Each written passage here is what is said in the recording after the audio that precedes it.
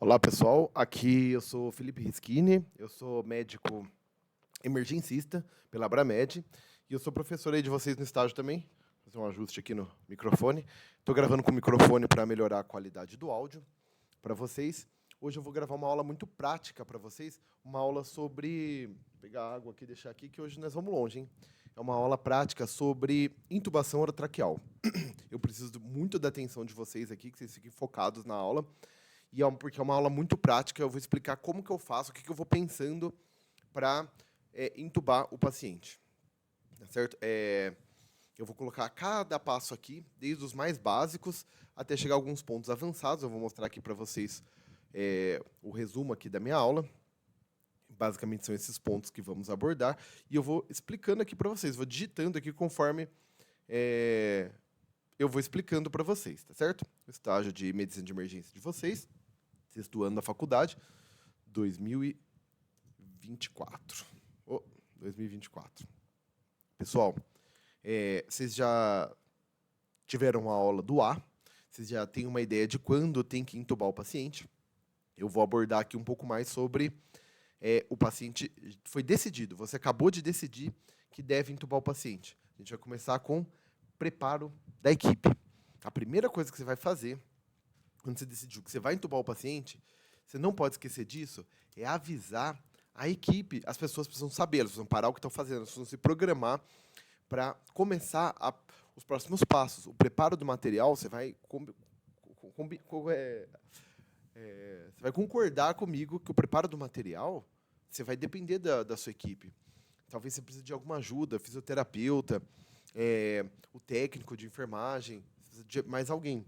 Aqui a gente está falando da intubação fora do centro cirúrgico. A gente está falando aqui de uma intubação que não foi prevista. A gente está falando de intubação em cenário de sala de emergência, estamos falando de UTI, enfermaria, no caso de time de resposta rápida, principalmente, ou de alguma equipe que presta suporte na enfermaria, ou mesmo de pré-hospitalar, situações com equipe reduzida.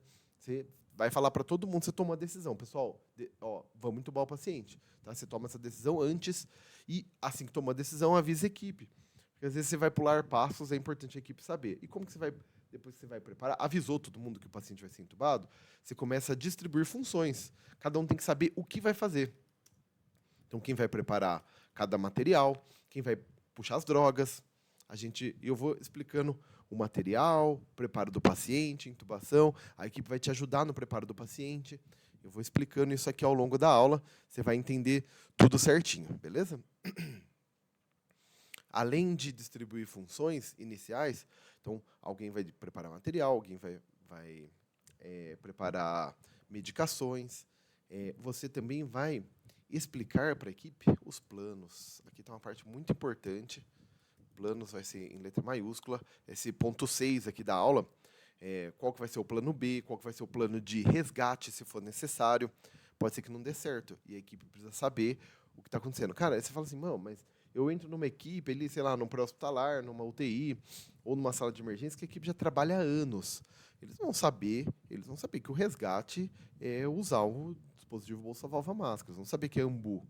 Calma aí, pessoal. Às vezes não sabe. Às vezes não sabe. Você precisa estar atento nisso. Às vezes tem médico que usa outra estratégia. A gente vai falar aqui de mais de uma estratégia de resgate.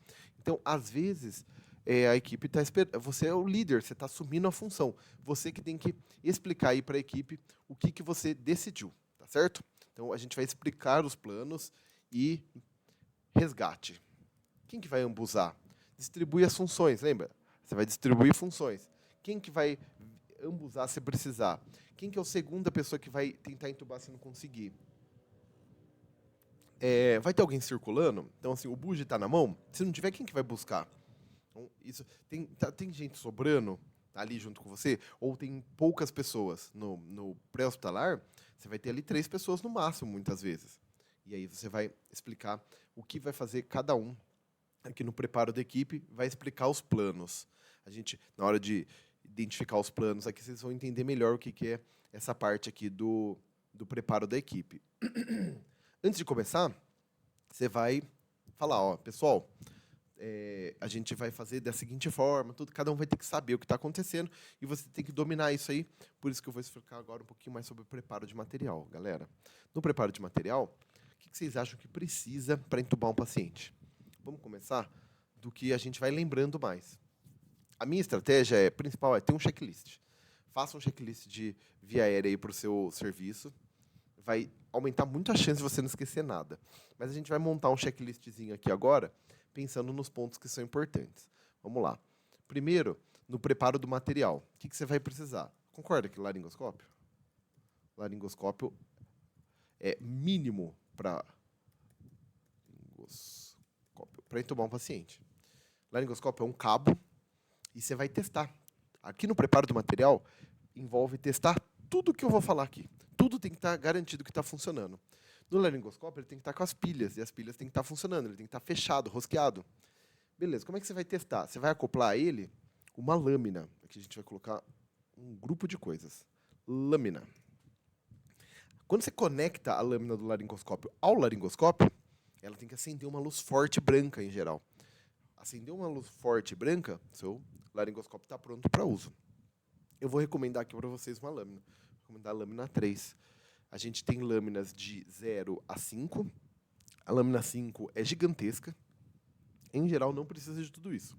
Existe uma discussão, já em artigos científicos, sobre tamanho de lâmina, e sobre lâmina 3, 4 ou 5, e a discussão em geral por pessoas mais experientes, quanto maior a lâmina, melhor, porque uma lâmina pequena eu não consigo aumentar, mas uma lâmina grande eu consigo tirar um pouquinho, e aí ela ficaria uma lâmina boa, de tamanho adequado.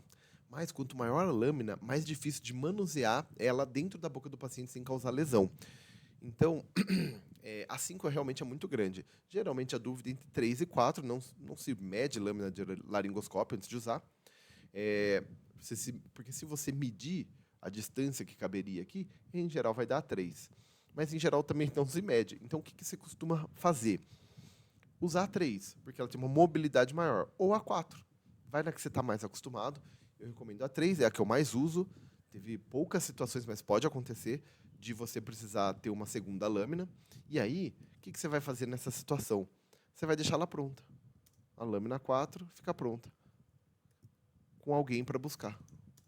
Tem alguém certo para pegar a lâmina 4? Você está no pré-hospitalar, vai ser você mesmo. Vai deixar ela ali do seu ladinho, pronta para usar. Testa ela. Tá? Porque depende da conexão do cabo com a lâmina. Então, você liga ela e testa. Está com a luz boa, lâmina 4, luz boa, beleza. Eu tenho aqui a 3. Não consegui. Eu não estou conseguindo chegar na viária, ela está muito longe. Tiro o laringoscópio da boca do paciente, desconecto a lâmina 3, conecto a lâmina 4. Beleza? Como que conecta? Você vai primeiro encaixar e depois montar. Isso aí você vai fazer na prática, ali nas aulas práticas que você tiver de habilidades. Beleza? Laringoscópio, lâmina, é a primeira parte, o mínimo que você precisa. Você vai precisar também de tubo. Tubo também tem dicas de tamanho. Você vai decorar alguns tamanhos. E aí, os tamanhos serão... eu vou falar aqui para a maior parte dos casos que vai funcionar. Mulher vai ser tamanho 7,5, galera. 7,5. E se for uma mulher grande? Mulher grande. Quanto que é uma mulher grande? Não sei, você vai ver. No olhômetro mesmo. Eyeballing, igual o pessoal do ultrassom fala. Vai dar uma olhada lá e fala, putz, parece grande. Principalmente alta, né, galera? A obesidade, o tamanho do tubo não vai fazer diferença. A traqueia não cresce junto. E aí, homem, você vai usar 8. E se for homem grande, alto, homem alto, vai. É mais correto aqui. 8,5. Aqui, em vez de grande, a gente vai trocar por alta. Beleza? Pessoal, homem em geral 8, 8,5. Um homem de 1,85 m. Pô, já estou pensando aqui na 8,5. Você vai entubar um jogador. Eu agora estou morando em Bauru, não moro mais em Botucatu. Estou dando aula para você. Aqui tem um time de basquete. Eu vou entubar o pivô do time de basquete. Ele tem 2 metros e 8 centímetros. Galera, tubo 9, né? Tubo 9, esse cara é gigantesco. A traqueia dele é grande. A traqueia depende da altura. Tubo 9, beleza? Pessoal, preparamos aqui o material básico do que você precisa para a laringoscopia. Passar o laringoscópio e passar o tubo. A gente vai ter materiais também do preparo. Então, a gente vai aqui no tubo. Esse aqui a gente vai organizar um pouquinho esse troço aqui, para ficar mais bonito. Deixa eu colocar assim. Aí. Laringoscópio. Vamos fazer assim também, que isso aqui vai para um resumo que vocês vão poder usar. Fechou? Lâmina 3, vocês entenderam quando usar. Lâmina 3, mais sucesso. No estudo que teve comparando lâmina 3 e 4, lâmina 3 teve mais sucesso. Aqui já temos uma ideia do tamanho das coisas aqui. A gente vai colocar aqui. Aí, ficou legal aqui. E aqui, aqui. Beleza, turma. Agora, entramos no preparo do paciente. E aqui eu vou voltando em alguns pontos. Agora, daqui para frente, é técnica já. Aqui não são mais tantas coisas para decorar. A gente vai falar de técnica. Eu vou voltar bastante em preparo do material e eu vou complementando. Eu vou complementando aqui o preparo da equipe, beleza? De coisas que você vai precisar avisar e de materiais que você vai precisar. Primeira coisa que você vai precisar para preparar o seu paciente. A primeira coisa que você vai fazer é posicionar. Muita coisa com P, né, gente? Posicionar. E aí você vai fazer o seguinte para posicionar seu paciente. Você vai alinhar, isso que você não vai esquecer, a orelha com o externo. Essa é a técnica com o externo. Desde que no final, é que eu quero olhar para vocês de novo, desde que no final, olha aqui, olhando para vocês, desde que no final disso, você alinhou a orelha com o externo. Vamos ver se vai dar certo aqui. No final, é uma posição um pouquinho assim, ó. A orelha vai um pouquinho para frente. Se eu deitar reto no chão, a minha orelha fica abaixo do meu externo. Eu tenho que subir a minha orelha. E assim, por isso que eu coloco coxins, em geral, occipitais. Ou dá para chegar nessa posição também, elevando um pouquinho a cabeceira da cama. Se elevar a cabeceira da cama. Então, aqui está a orelha, aqui está o externo. Você vai elevando a cabeceira da cama, você vai fazendo esse movimento. E aí você consegue alinhar os dois. Só que ele não está certo ainda. Porque, ó, aqui vamos colocar em plano. Você fez isso aqui. Tá, externo aqui e orelha aqui. Você fez isso. No plano, eles ainda... A orelha tá... Opa, peraí, a orelha tá... Agora é mais correto, né? A orelha posterior e o externo anterior. Você alinhou, os dois estão na mesma altura. Mas o resultado final aqui é um problema. Porque o externo está tombado aqui para frente, não é um problema. O problema é a cabeça não olhando para o teto. Depois, no final, se você usar a cabeceira elevada, você vai ter que fazer esse ajuste aqui, ó. No final, o rosto do paciente tem que estar paralelo ao teto. Então, eu posso levar a cabeceira para alinhar externo com a orelha, mas depois eu vou ter que fazer um ajustezinho da cabeça, porque ela tem que estar, o olho do paciente tem que estar apontando para o teto, pessoal. Se você não tiver com o olho apontando para o teto, você vai ter problemas. Você não vai conseguir entubar o paciente. Pode ser que você não consiga passar o laringoscópio direito. Então, é muito comum você precisar de um coxim occipital, porque é ele que vai segurar o paciente nessa posição. Isso eu preciso também para mobilidade de queixo. O queixo tem que estar livre. É o queixo que movimenta e dá espaço para eu colocar o laringo na boca do paciente. Gente, posição é um ponto muito importante. Vocês vão me falar, externo, se vocês precisam de mais orientações sobre posição. Dá para ir longe. E aqui mais uma, face paralela ao teto. Estou recuperando um resfriado aí, galera. Então, de vez em quando dá umas tossidas, que vocês me desculpem. Então, ó, alinhou a orelha com o externo, eles estão na mesma altura. Se eu tivesse um nível, pensa num nível. Tem um nível, a bolinha está bem no meio. Em geral, eu consigo isso com um pouco, em torno de 30 graus de elevação de cabeceira da cama. O externo ficar um pouquinho para frente não tem problema, mas o rosto não pode ficar um pouquinho para frente. Aí eu ajusto o pescoço do meu paciente. Ele tem que ficar com o rosto paralelo ao teto. Nesses dois pontos, em geral, eu consigo. No final, o que você quer? Uma flexão da coluna cervical em relação à torácica. Agora, vou falar de uma forma mais técnica, mais chatinha. Eu quero uma flexão da coluna cervical em relação à torácica. Então, eu quero isso aqui, ó. E aí, depois eu quero uma extensão da coluna cervical em relação ao occipício. Esse é o desenho final. Então, eu joguei para frente e ajustei. Beleza, pessoal? Acho que deu para entender. Vocês me falam depois se vocês quiserem mais. Eu consigo ficar aqui só falando de posicionamento, como chegar lá, alguns detalhes a mais. Paciente obeso, detalhe para obeso, que é importante. Paciente obeso é mais difícil posicionar. Colocar mais coxins. É o que mais vai ajudar. O externo do paciente obeso ele fica bem mais anterior. Então, você talvez vai ter que colocar muitos coxins. E aí, vocês me peçam aí, eu não separei imagens, galera, para colocar aqui. Putz, tem umas imagens legais aqui que daria para colocar aqui na aula. Deixa eu ver se eu consigo puxar aqui na aula para vocês. De como colocar coxim no paciente obeso. Galera, não é fácil posicionar paciente obeso, vocês vão precisar de tempo para isso. Mas é possível, dá para ficar muito bom. Deixa eu ver se eu consigo inserir aqui. Deixa eu ver se eu tenho aqui um posicionamento em paciente obeso. Tem bastante imagens. Eu tenho aqui, ó. Vamos ver se consigo. Ctrl C. Vamos jogar lá no Word. Ficou grande aqui, mas ficou bom. Lá, ó, bastante coxim. Vocês estão vendo aqui? Deixa eu ver se estão vendo. Legal, ficou bom. Ó, bastante coxim no paciente obeso. Então, eu posso usar um coxim grande, eu posso levar a cabeceira aqui também. Aqui ficou legal, que eu consegui até mostrar aqui a orelha, bem o meato da orelha, alinhado com o externo, consegui. Só que eu tenho que levantar a cabeça. Cabeça está até um pouquinho levantado demais. O que a gente quer não é hiperextensão. Aqui está vendo que ele está um pouquinho deitado aqui, mas a face, aqui o queixo está levantado.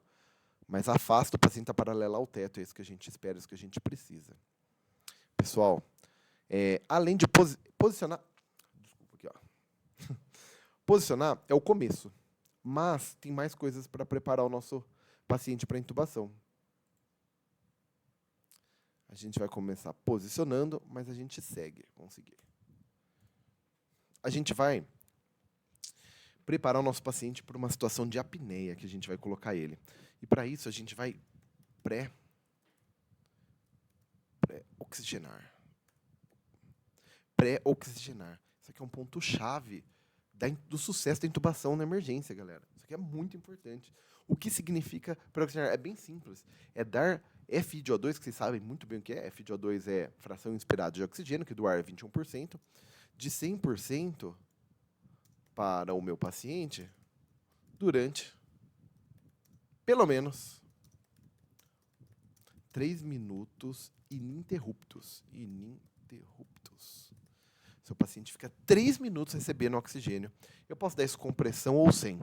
E aí eu vou dar aqui para vocês as principais estratégias. Estratégia 1, que é uma estratégia muito boa. Máscara não reinalante. Só tem um probleminha dela. A máscara não reinalante precisa de um apoio. Ela precisa que você dê ela em flush rate. Pessoal, flush... Aqui, ó, máscara não reinalante, tá certo? Reinalante. Aí eu vou deixar aqui para vocês não esquecerem. Em flush rate. Flush rate, desculpe. Flush rate. O que significa flush rate? É que significa que você vai abrir o fluxo do fluxômetro do oxigênio, sabe que lá que você acerta a bolinha, você vai abrir até o 10 e você vai continuar abrindo, não abre mais, é esse que você vai deixar, para tentar deixar a FiO2 mais próxima de 100%. Você vai deixar isso no rosto do paciente, bem acoplado, sem buraco, bem encaixadinho, por 3 minutos sem parar. Posso deixar mais? Posso deixar 5? Pode. O que eu gosto de fazer? Eu vou lá, já coloco o oxigênio no paciente. Primeira coisa que eu faço, já coloco. Agora eu vou preparar material. Eu já avisei a minha equipe tem que saber. Mas eu avisei a equipe, já coloco o oxigênio flush rate, vou ajustando a posição. Mas nos últimos 3 minutos, ele tem que estar numa posição boa, tipo essa, e ele tem que ficar com a FiO2 a 100%. Eu já fui dando oxigênio. Ficou 5 minutos. Os 3 minutos tem que ser ininterruptos. Deu para entender o que é flush rate, galera? E deu para entender que dá para usar a máscara não reinalante. Se eu colocar o meu AMBU, meu dispositivo, bolsa, válvula, máscara, dá certo? Também dá certo. Fluxo entre 10 e 15. A bolsa, o reservatório dele tem que ter... A bolsa não, o reservatório dele tem que estar bem cheião. Beleza? Mas dá certo também, funciona. E a máscara é importante, tem que estar muito bem acoplada com o rosto do paciente. Esse é o detalhe desse método. Máscara acoplada com o rosto. Não pode ficar escapando, entrando no ar, porque vai ter uma mistura de gases e a FiO2 do paciente vai diminuir. E eu posso usar uma outra estratégia, que é a ventilação não invasiva. Pô, com certeza. Consigo dar FiO2 100%, eu seto lá no ventilador. Ah, mas não tem ventilador. Lógico que tem. Você vai entubar o paciente, vai fazer o que com ele depois? Ah, mas eu não tenho ventilador. Eu vou entubar e vou transferir o meu paciente no ambu. Então, você tem um ambu. Tá? Então, assim, ou dispositivo bolsa válvula máscara, ou ventilação não invasiva, você tem. Acoplada, né? Acoplada. Isso aqui é legal, ela dá um pouquinho de pressão. Em algumas situações, ela é interessante. Eu não vou abordar aqui, gente, isso aqui ó, é outra aula inteira. Eu consigo dar uma aula para vocês de pré-oxigenação. De falar quando é melhor. Eu tenho as 3 opções. Eu consigo falar quando que é melhor cada uma. Dependendo do tipo de hipoxemia que o paciente tem. Existe a máscara não reinalante, ela é muito interessante porque ela serve para uma condição, o paciente é uma condição neurológica, não é pulmonar. Máscara não reinalante está tranquilo, está sucesso, vai dar sucesso. Ah, mas eu tenho um físio aqui no a minha última intubação. Eu tenho um físio, foi na UTI, o físio estava lá pronto, falei que vai intubar. Ele falou, como você quer pré-oxigenar? Eu falei, o ventilador está pronto, o físio está na mão, vamos pré-oxigenar com o VNI. Sucesso, o paciente ficou bem, estava de jejum já, a gente já preparou ele, porque para entubar, deixa ele de jejum por um tempo. Tranquilo. Ah, meu paciente está rebaixado no nível de consciência. Eu posso pré-oxigenar com ventilação não invasiva? Pode. Ah, mas rebaixamento de nível de consciência não é um risco para o meu paciente, para usar VNI? Galera, você não vai usar VNI, você vai pré-oxigenar usando esse aparelho VNI. Você vai entubar seu paciente. Você não vai colocar ele na VNI e depois tirar. Você decidiu? Vai. Ah, mas agora ele está saturando 100%. Exatamente. Essa não era a indicação de intubação, correto? Porque você está lá do lado do seu paciente, você vai ficar 3 minutos só. Então, por isso, você pode usar VNI mesmo no paciente rebaixado. Porque tem o risco de colocar o seu paciente no dispositivo bolsa-válvula máscara também rebaixado. Agora, você está com muito medo do seu paciente broncoaspirar. Ele está vomitando já, ou está com o intestino endurecido. Aí dessas aqui, só um detalhe, a que menos vai ter risco de broncoaspiração vai ser a máscara não reinalante. Realmente. Porque aí só vai inalar a pressão positiva. Beleza? É a que tem menos risco de broncoaspiração. Pessoal, posicionei, pré-oxigenei o meu paciente. E agora eu vou garantir, eu vou fazer estratégias de preparo do meu paciente para ele não sofrer um choque. Eu vou preparar hemodinamicamente. Hemodinamicamente. Se meu paciente estiver chocado, já está chocado. Eu vou ligar droga vasoativa, galera. Você vai ligar na hora nesse paciente, beleza? Você pode considerar volume. Fazer volume. O volume pode demorar, pode ser rápido, pode fazer volume, pode ligar a droga vasoativa, vai depender ali do quanto o seu paciente está chocado e vai depender do quanto o seu paciente pode esperar o procedimento de intubação. Se o seu paciente está muito chocado, como você vai ver lá na aula do choque, você precisa entrar com a droga vasoativa enquanto faz o volume. E se você precisa ser muito rápido, você pode fazer os dois juntos também. Tem situações que você não pode fazer volume. Você vai entubar o seu paciente porque ele é um edema agudo de pulmão e ele falhou a resposta com a VNI. Você vai entubar esse paciente por hipervolemia. Ele está hipervolêmico no pulmão, você não vai fazer volume, é só droga vasoativa, beleza? Seu paciente não está chocado. Tem benefício eu fazer volume não chocado? Não chocado. Tem benefício eu fazer volume nesse paciente para prevenir hipotensão? Galera, não tem benefício de fazer volume profilático, não fazer profilaxia. O que eu faria se eu estou com medo do meu paciente chocar? Não fazer como você pode se preparar? Você deixa pronta a norepinefrina. Deixa a DVA pronta. Droga vasoativa aqui, tá? Deixa ela pronta, galera. Se ela está pronta, tá tudo certo ali. Tem uma chance grande, mesmo dos pacientes não chocados, chocarem por causa da pressão positiva, das medicações que deprimem o sistema cardiovascular. Tem. Então já deixa a droga vasoativa pronta. Mas toda vez que eu for entubar, Galera, é mais seguro para o paciente, é mais seguro. A equipe fica, você prescreve, deixa tudo certinho, tá certo? Mas se preocupem com o preparo hemodinâmico. Vamos colocar a cor nele aqui, porque ele é não, outra cor. Ele é muito importante, galera. Preparo hemodinâmico, aqui, ó, preparo hemodinâmico é chave. É muito importante, você tem que se preparar para um choque no seu paciente você causar, beleza? Então, se o seu paciente já estiver chocado, você pode usar volume, você pode fazer droga vasoativa. Se o paciente não está chocado, você não vai fazer profilaxia com volume, você não vai começar volume antes, nem droga vasoativa antes, mas você vai ficar monitorizando a pressão do seu paciente e vai deixar uma droga vasoativa pronta. Você está numa situação que você não tem bomba de infusão, você está numa situação caótica, você está no pré-hospitalar, eu posso usar push 12? Push 12? Pode usar, galera. Não é proibido usar push 12, mas você tem que saber usar, pelo amor de Deus. Uma ampola de epinefrina em 100 ml de soro. De soro fisiológico. Você pode fazer quantos? Você pegar lá, você pega, olhando para vocês aqui, pelo amor de Deus, vocês vão fazer coisa errada. Pega um sorinho de 100. Você vai lá, pega uma ampola de epinefrina. E, Jesus amado, você nunca aplica epinefrina pura no seu paciente se ele estiver vivo. A única situação que você aplica epinefrina pura na veia do seu paciente é se ele estiver em parada. Combinados? Então você vai colocar isso no sorinho de 100. Vai dar uma chacoalhada. Você vai pegar uma outra seringa por garantia, ou você lava essa para não sobrar epinefrina ali. E aí você vai aspirar 2 ml. Aí, esses 2 ml você pode aplicar no seu paciente. Estamos combinados? Então vamos seguir aqui a aula. Falamos de... Só para não esquecer aqui também, tá? Então, aqui no material, você vai preparar material de pré-oxigenação. Você vai pedir para alguém. Oxigenação. Beleza, pessoal? Qual? O que você for usar. Você vai deixar ele pronto. Aí temos aqui bolsa válvula máscara, máscara não reinalante e VNI. São esses que você vai usar, beleza? Deixa eles prontos. Cara, é interessante, lembra aquela história do quem tem um não tem nada? É interessante, quem tem dois tem um, deixa duas prontas. O bolsa válvula máscara, vocês vão ver aqui no resgate, que ele sempre vai estar pronto. Você vai usar ele aqui. É o primeiro dispositivo de resgate. Bolsa válvula máscara. Então, ele sempre vai estar. A gente vai grifar ele aqui, porque o bolsa válvula máscara sempre vai estar.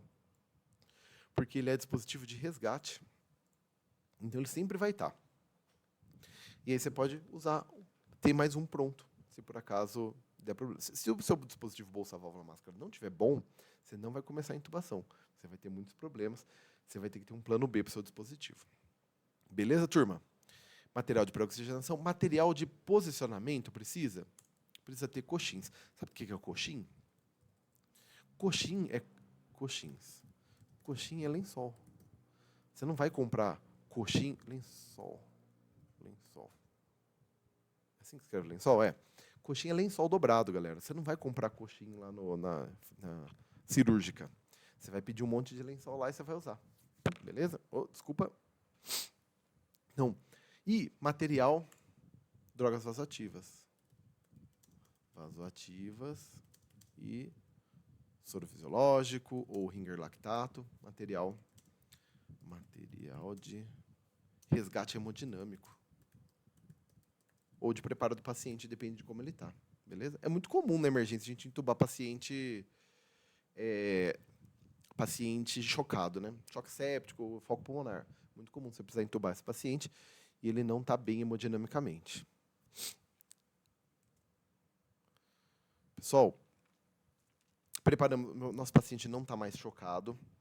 Nosso paciente recebeu um pouquinho de volume lá, preparei uma droga, recuperou com a droga o choque, com o volume o choque, deixei a droga pronta. Se o seu paciente estava, que importante, se o seu paciente estava chocado, você fez volume e ele recuperou, você vai deixar a droga, você pode não começar, mas você vai deixar a droga ali pronta. Beleza? Porque a chance dele precisar depois é muito grande. Você pode precisar de mais volume e pode precisar de droga vasoativa. Então, é o chocado que responde. Você vai deixar a droga vasoativa pronta. Tá certo?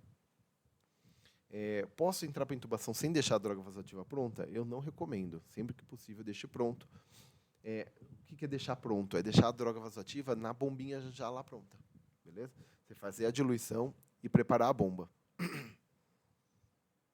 Então, vamos lá. Mais alguma coisa aqui de preparo do paciente? Então, posicionamos ele. Às vezes, meu paciente está com muita secreção na boca. E aí eu vou deixar aqui mais... Eu vou deixar um aspirador pronto. Aspirador pronto. Você vai aspirar as secreções do seu paciente, principalmente secreções catarro, coisas que formam bolha. Secreções líquidas, elas fazem menos diferença na hora da intubação, porque elas entram menos entre o seu campo de visão e o do paciente. Agora, secreção catarro, assim, forma bolha e pode entrar na frente do seu campo de visão com o paciente e atrapalhar a sua visualização do epiglote. Então, preparou o material de aspiração, preparamos nosso paciente. A gente... Tubo, tem mais um detalhe do tubo, que eu falei que quem tem um não tem nada. Prepare um tubo menor. Então, eu preparei 8, deixa o 7,5 fechado ali dentro. Nem precisa abrir, mas deixa ele fechado. Junto com o tubo, a gente vai deixar aqui, ó. A gente vai deixar guia, fio guia. A gente não entuba sem fio guia na emergência. E aqui no plano B, se eu fui com guia na primeira recomendação que eu vou dar aqui na intubação, no plano... Vou falar aqui antes de plano B, eu vou falar de plano A. No plano A, considere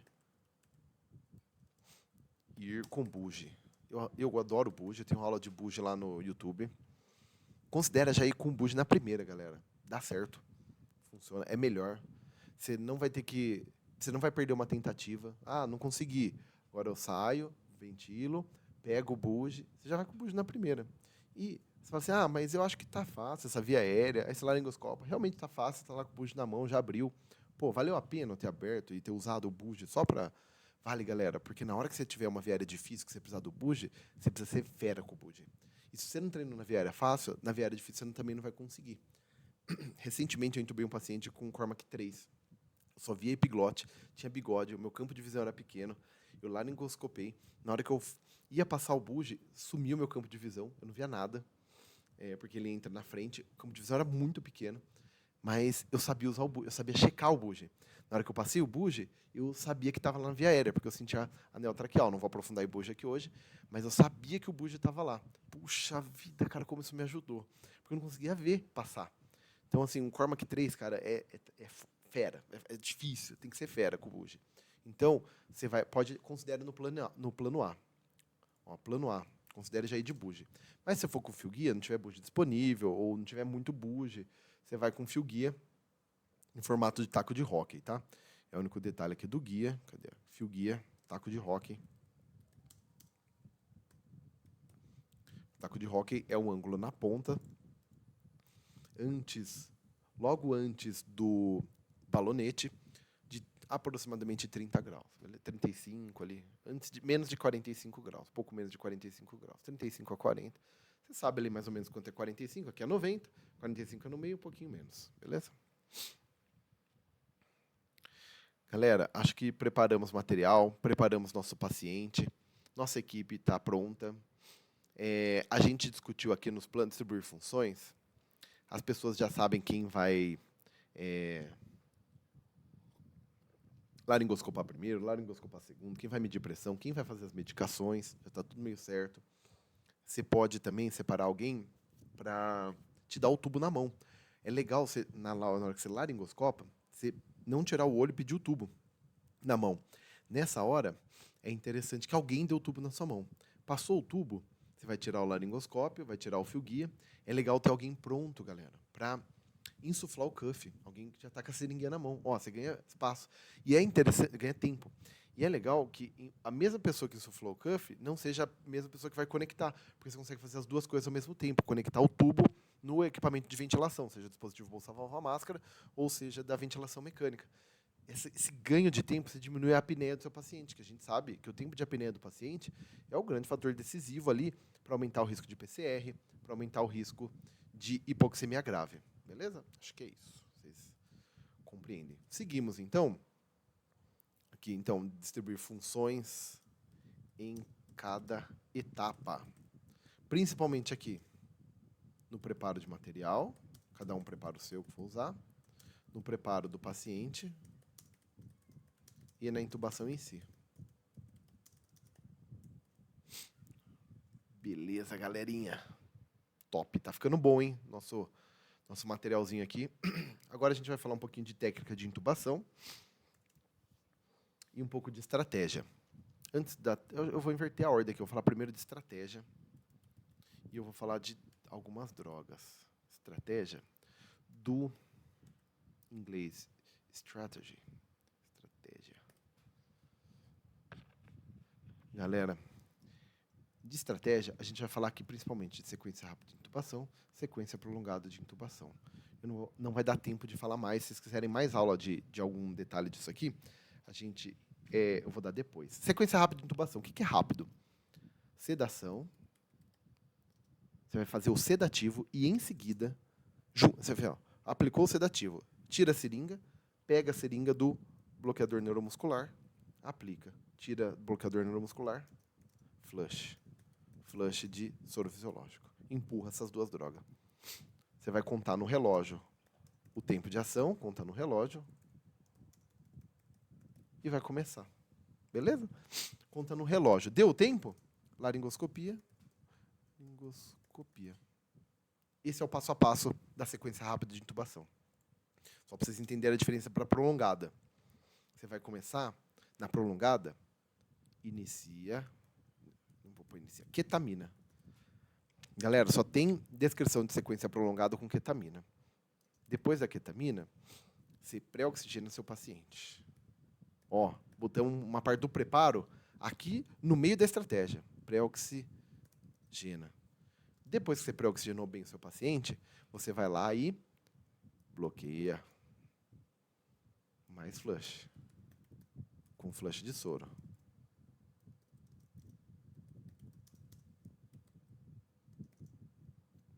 Conta no relógio o tempo de ação do bloqueador neuromuscular. E laringoscopia. Galera, quando que é interessante fazer sequência prolongada? Quando você está com algum problema para pré-oxigenar. Você não consegue pré-oxigenar seu paciente. Nesses casos, entra a sequência prolongada para que você tenha sucesso na pré-oxigenação. A ketamina é uma medicação dissociativa. Então, eu vou começar aqui por ketamina, a primeira droga que eu vou falar. Ela não causa sedação, ela causa uma dissociação córtico, o resto do sistema nervoso central.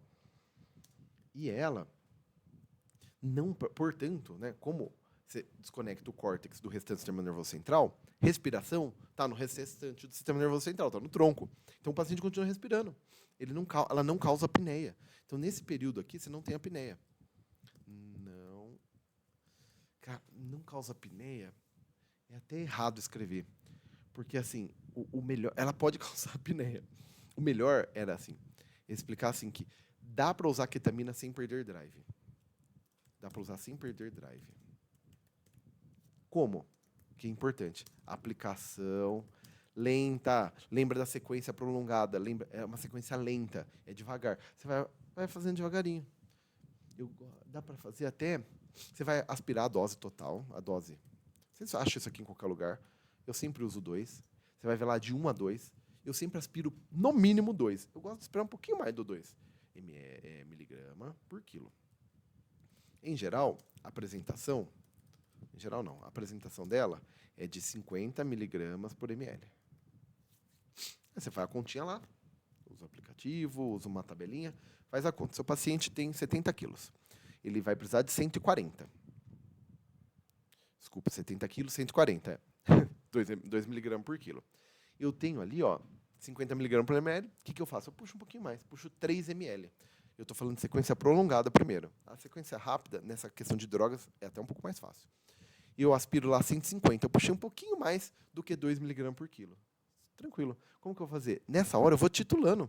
Eu vou fazendo devagarinho. Eu vou lá, pego esses 3 ml, ó, pego, para paciente, vocês lembrarem, para paciente de 70 quilos, que é o nosso paciente padrão.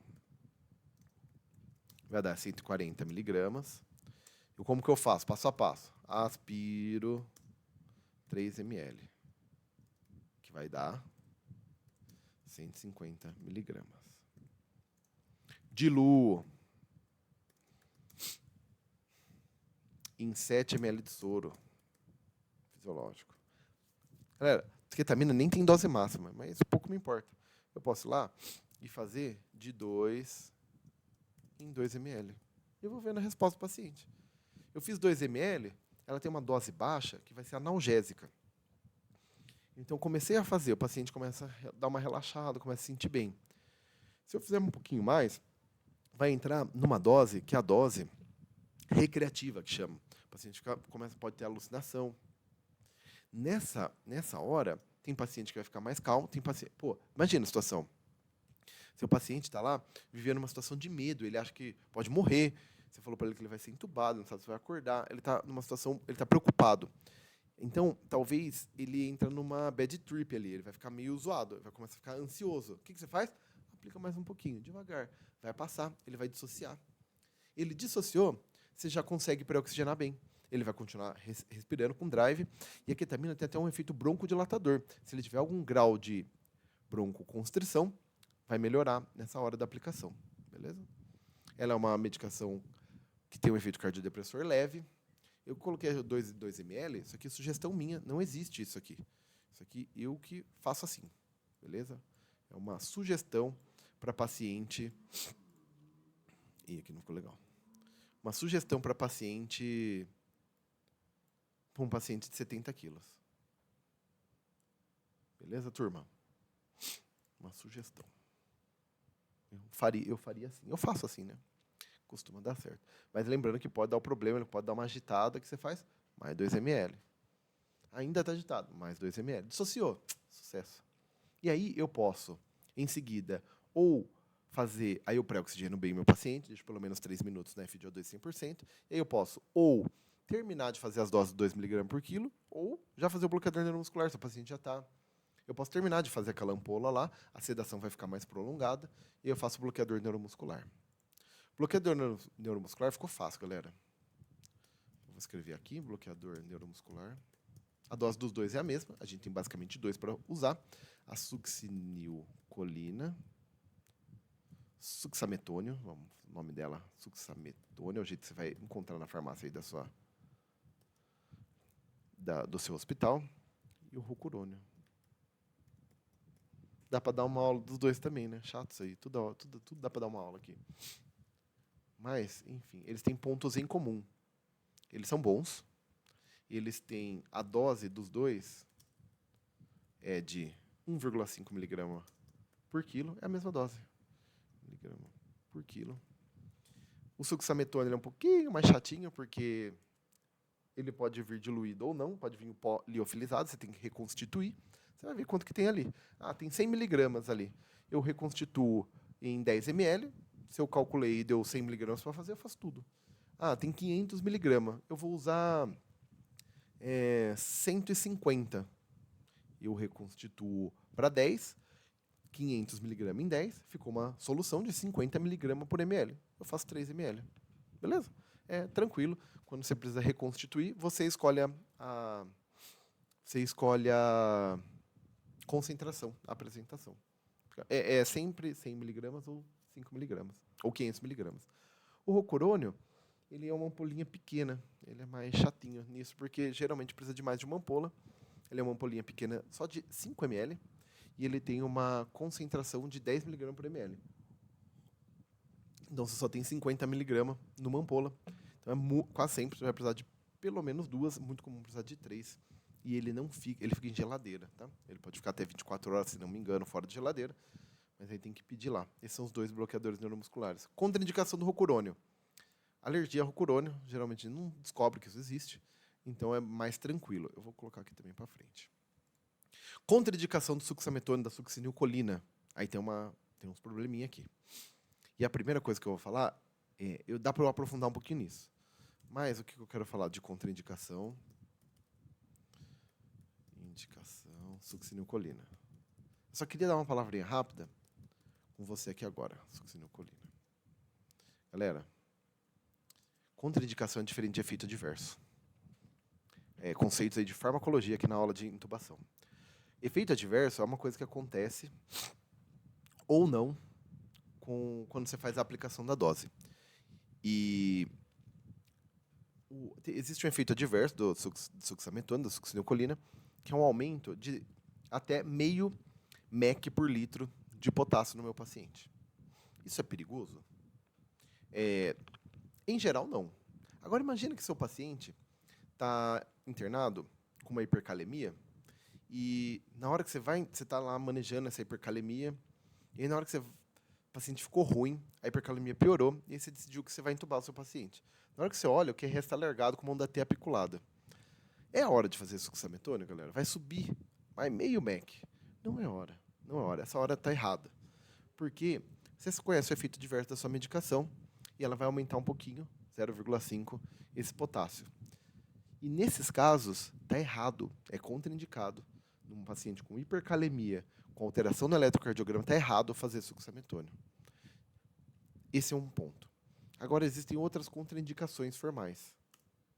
E a gente vai falar aqui de lesões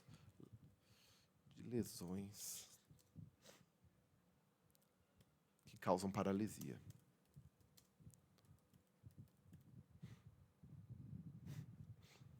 Galera, tudo que causa paralisia, ele gera um problema na placa motora. E, por exemplo, AVC,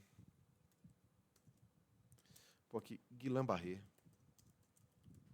síndrome de Guillain-Barré,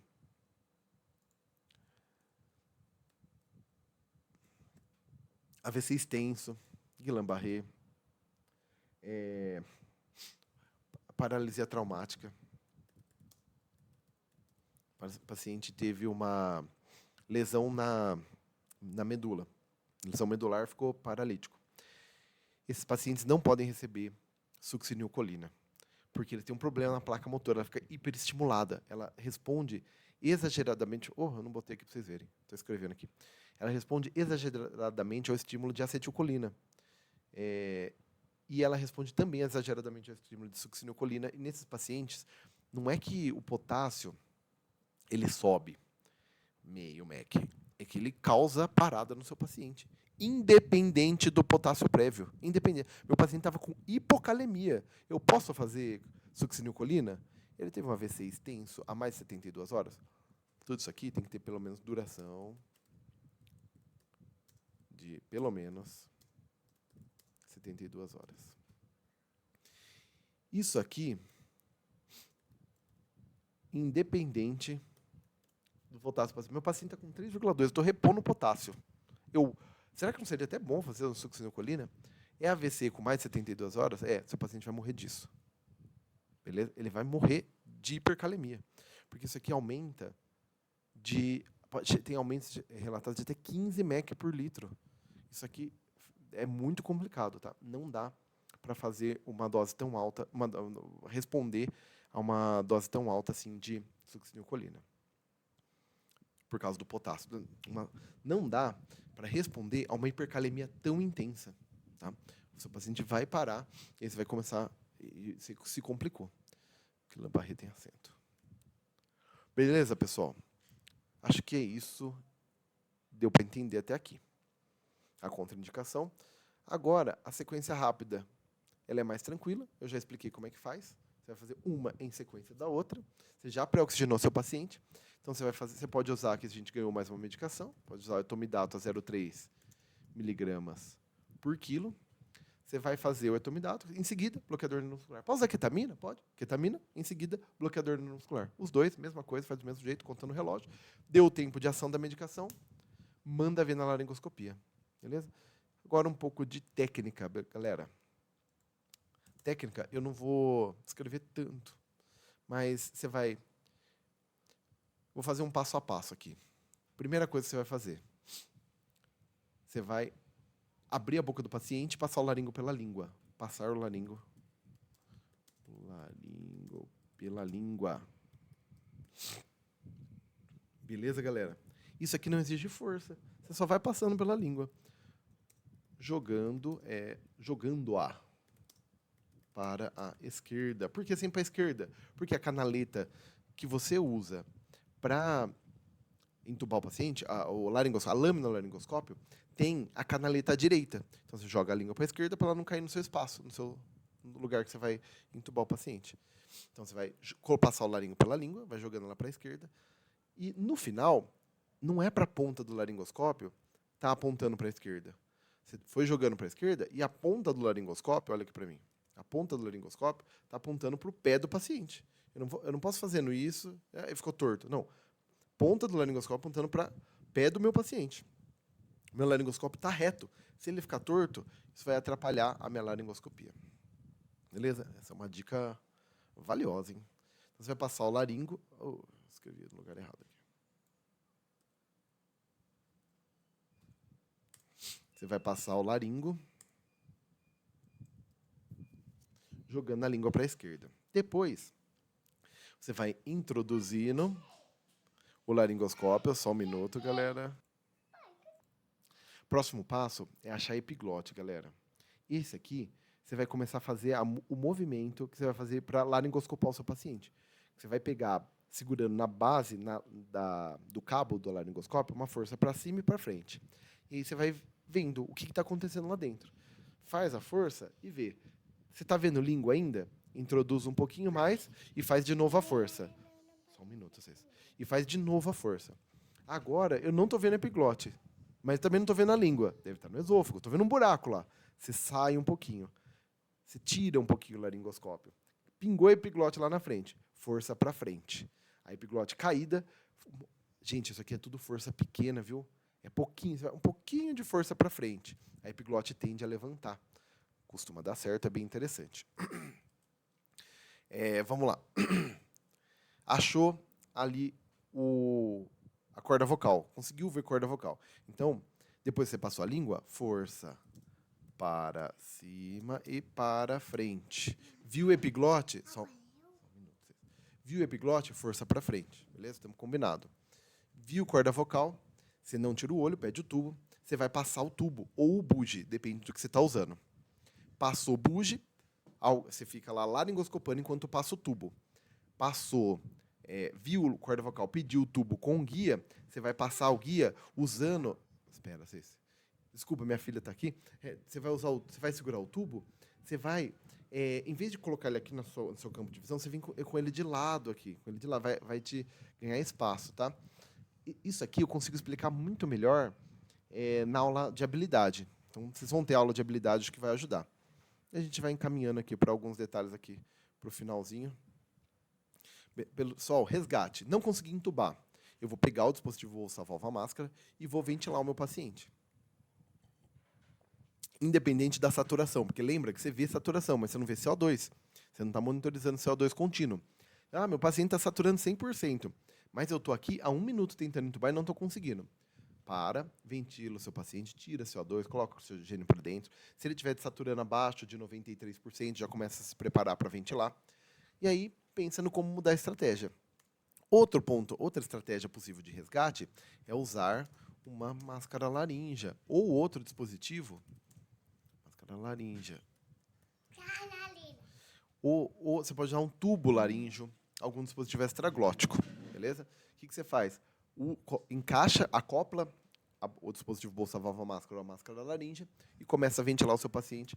O seu objetivo é recuperar a oxigenação se ele estiver desaturando, ou se fizer muito tempo que ele está em apneia, ventilar o seu paciente. Beleza? Dispositivo bolsa-válvula máscara, como usar? Habilidade prática, vocês já treinaram. Plano B, C e D. Quando que eu vou usar? Tá dando quase 1 hora aqui. Eu vou terminar agora nos próximos 6 minutos. Plano B, quando que eu vou usar? Não consegui entubar no plano A. Eu uso minha estratégia de resgate enquanto eu pego o meu plano B. Pode ser puxar o bugie, pode ser que o meu plano B seja passar a máscara laríngea, mas eu tento ventilar antes. Eu não consegui ventilar, adianto o plano B e passo a máscara laríngea direto. Pode ser que eu percebi, por que eu coloco plano B, C? Porque eu não sei qual que vai ser o plano. Pode ser que eu puxo um vídeo laringo, pode ser que eu mudo o intubador, pode ser, mudar o intubador, melhorar a posição. Mas eu vou melhorar a posição como? Eu já coloquei na melhor possível. Às vezes, olhando lá para o paciente, você viu que a via aérea está um pouco desviada. Aí você vai pedir para uma pessoa ajudar a fazer manobra laringe externa, que é movimentar aqui, você movimenta com a mão direita e coloca a corda vocal na posição que fica mais fácil. Pode ser, galera, eu senti aqui que faltou coxinha ainda, eu não estou conseguindo manter o paciente na posição. Algumas vezes, depois da laringoscopia, você vê o que você consegue melhorar de posição. Mudar intubador, melhorar a posição, usar algum material específico. Por exemplo, bugie. Trocar tubo. Às vezes você conseguiu laringoscopar, mas o tubo era pequeno, você não conseguiu passar. Pode ser. Pode ser aqui, no plano B, outras medidas que você pode fazer para melhorar o seu plano. Estou dando aqui algumas dicas.